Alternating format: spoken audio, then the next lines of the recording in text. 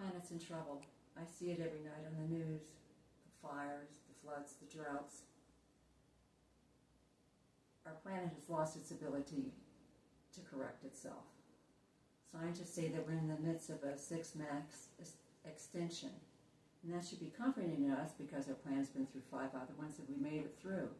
But what it concerns me is that none of the dominant species have ever made it through an extinction. And right now, that dominant species is us. So I do what I can to help the planet in my small part of the world. I plant wildflowers for pollinators. I plant milkweed for monarch butterflies. I even feed the deer. Begrudgingly, I sit in a yard that's landscape for wildlife. But when I end, my efforts will end. And I want something that maybe will last beyond me. Is there something that I could do that would continue the fight when I'm gone? Because I can see we're going to get there. I said it's on the horizon, but I'm not going to be there to see it. And I want to make sure that it happens. A while back I was trying to adapt some stories I had written based on the SpongeBob SquarePants characters. I thought the stories might be worth saving, but I didn't want to go to jail on copyright infringements. But I was having problems adapting them. And then one night I sat down and I listened to just a small 5-minute segment on the news at CBS. And it was about marine biologists that were in the Gulf of Mexico and they were trying to save the oil rigs there. It seemed like something odd to me, but what I found out was there is a law that the oil rigs must be torn down if they've been abandoned for more than 10 years. And in those 10 years that those oil rigs were abandoned, marine life moved into the base of them and created a whole new ecosystem there.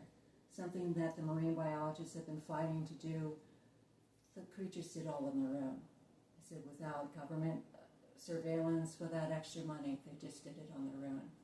And I thought, well, that's the message I want to get out.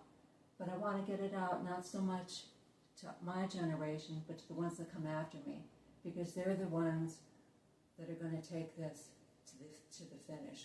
So I adapted the stories for children. The sea creatures that are in it are based on the creatures that I know from the Gulf of Mexico, because I have some experience a little bit with this. I was born in Massachusetts, raised in Pennsylvania, but my mom's Cajun. She's from southern Louisiana.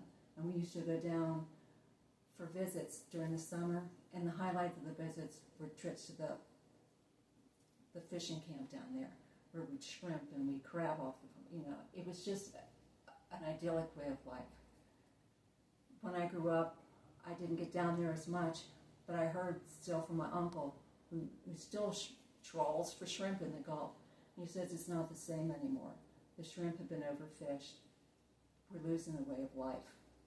So I thought that perhaps if I could encourage kids to see the good in the animals down there, perhaps they would continue the fight. So I based my stories on creatures, the shrimp, the turtles, things that are there naturally. If I could make them in such a way that kids could see themselves in the problems they had, if they could see the problems that are caused by the pollution, like the dead zone, where there's a runoff, where little creatures are getting caught in plastic rings and having to be rescued, that perhaps they feel towards them the same way I do. Empathy, I think, is a great way to encourage kids to see the world through somebody else's eyes. So I sat down and I wrote the stories. This is my legacy. I hope that continues. To coin a phrase from PBS Evening News, this is my short and maybe not so spectacular, and how the castor oil rig tales were written for a generation. Hopefully that they will take the fight for a new planet to the finish line, they'll take it to the horizon that I can only see. My name is Sue Partenheimer. I want to thank you for listening, and I want to challenge you too. Is there some little thing that you can do to help the planet? Because it seems like when we help ourselves, we help others around us too. So, caution there, Paulsounet, as the Cajuns say. Spit in the air, land in your nose. The good you do comes back to you. Thank you.